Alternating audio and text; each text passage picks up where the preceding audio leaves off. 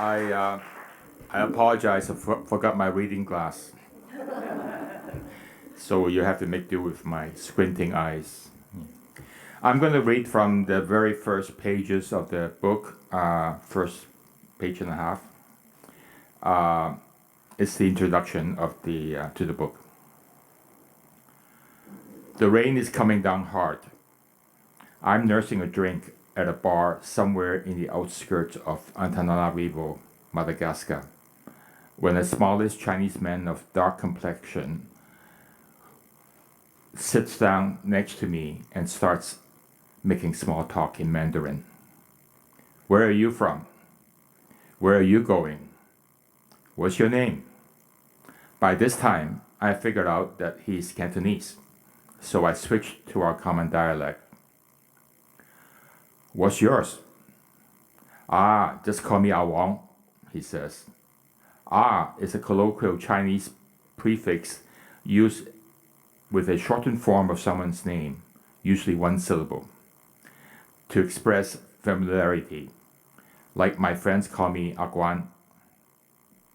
Wong is a common Chinese family name, and there are tens of millions by that name in the world.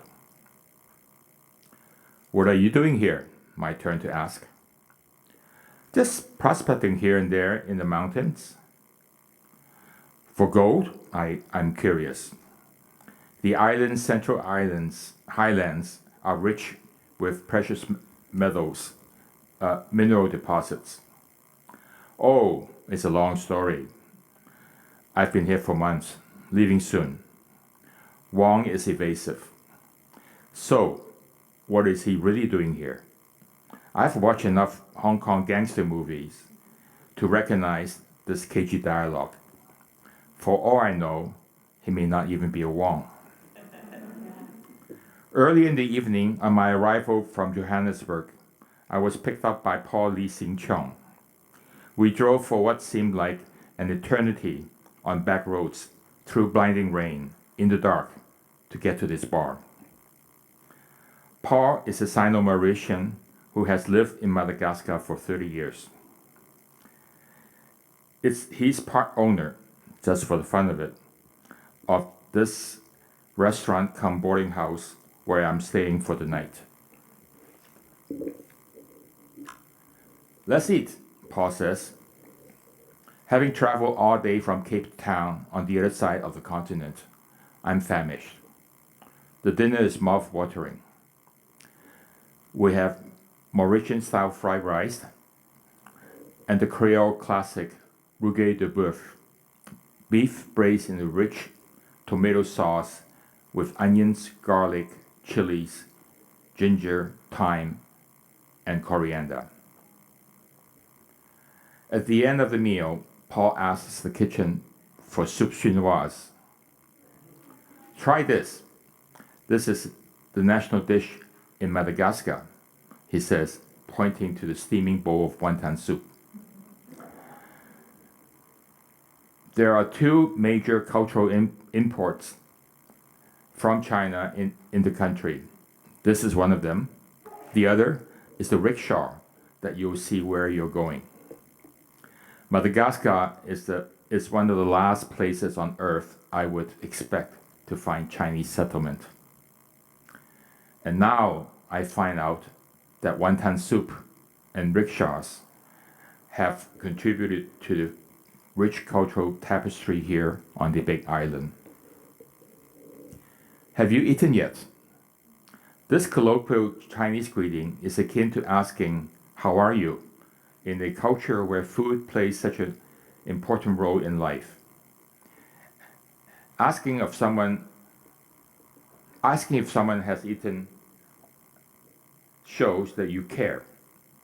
Because of war, famine, and poverty, people in old China did not always have enough to eat. Perhaps that is how these words became an expression of concern for someone's well-being. However, I'm having a problem with reading, but however it evolved, is a greeting that you have here worldwide among people with Chinese heritage. And we are talking about worldwide. There's a Cantonese saying, "Yat walk zhao tian ngai," literally journeying to the sky's edge with a walk. You can find a Chinese restaurant everywhere you go. And the culture has morphed, becoming American, Cuban, Jamaican, Peruvian, or what have you. As Samson Ye in Kolkata told me when we were talking about Indo-Chinese food, we adapt to new surroundings, not the other way around. He might as well have been talking about the Chinese diaspora. I don't know if everybody knows, but Jamie and I knew each other professionally.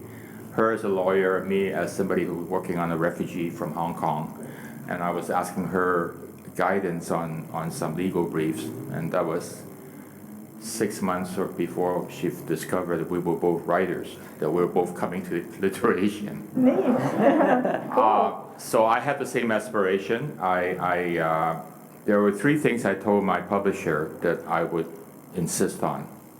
And that was before I had gone through the editing experience, so I have no idea what to expect from a mainstream publisher with mainstream editors looking at a Chinese Canadian narrative or global Chinese narrative. So my first insistence was that all the adjective use of double Asian Canadian, Asian American has to be unhyphenated. And this was done, Associated Press did that 4 years ago, and New York Times did that 3 or 4 years ago, that you don't hyphenate an adjectival use of like Asian American. That's the identity issue. The second thing I wanted to do is to make sure none of my foreign food names are italicized. So, like, what's to say that you italicize something and not the other one? Like empanada, most people don't italicize empanada because people know what empanada is. But how do you italicize something else that is deemed exotic, right? So what's exotic to you may not be exotic to me. So that's the italicization. And the third part was the Cantonese part. I insist that all my Chinese words are in its original form, or Hakka or Cantonese, and not rendered into Mandarin Pinyin, except for place names, because people have to look it up in the map. So you should at least put the Hakka, put the place names. So back to your question, I'm not quite sure how to answer that because I don't see a difference. I went to 13 countries, and every one of the immigrants or local born were all kind of living and working and growing up in a socially, culturally different environment than what their families are coming from. So they have to find a way to adapt. And to adapt that, and especially in food, when you're running a Chinese restaurant, the best way to adapt this is through your menu. You basically say, well, I'm making this super hot Sichuan dish. This is not going to work in Outlook, Saskatchewan. So I'm going to have to taper it down and tone it down to the way where my customers would come in. So that goes to say, that talks about the whole migration experience, talks about the whole integration and assimilation experience. And you can see that through food.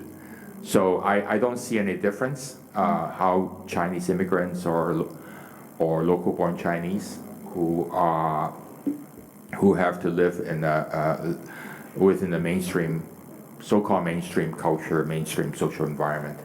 And you just have to do what you need to do. Yes, to first adopt. generation. Yeah, first generation, or even second or third generation. it's not that I don't want to assimilate, it's that you don't want me to assimilate into your culture. So that's the kind of thing that is the acceptance of the mainstream society. You know, that's why we have Chinatown. It's ghettoization of Chinese settlement and saying, well, you guys stay in one corner here, you know, on Panda Guy, right? So it's all that kind of thing that it's not that Chinese don't want to move out of Panda Street, you know, Panda Street or around here. They want to move to Richmond. Yeah, they could not afford it. Well, the writing part all started here, LiterASIAN. I've been friends with Jim Wong Chu for 40 years, and throughout, he was a big supporter of my film, as you know. He brought me out here 2-3 times, not as a writer, but as a storyteller. So, and he has always encouraged me to write. So that's how I got into writing. And I thought writing is another kind of media of expression, because Jim Wong Chu always told me that making a film is just like writing a book. You're just a storyteller, but different format. Like the last time I was here, one time I was here, I met Wong. He's the anime cartoonist who did a book on Chinese Canadian history. I mean, you can do a whole cartoon thing on Chinese Canadian history. You know, so that's a wonderful. You know, you're not writing a book, but you're doing a cartoon series about this thing. So I thought that was very, very interesting. Yeah, it's a tremendously satisfying. I'm a first-time writer. I never wrote before, so I thought there's a big difference between making a 25-minute episode and a 5,000-word chapter, which I try to limit myself to, and you can do a lot of things with 5,000 words, and you can do a lot of things the movies cannot. You don't have the sound, you don't have the image, but you can delve deep into history. I did a lot more research about why certain things happen that way, and so in that sense, it's another way of expressing or telling a story.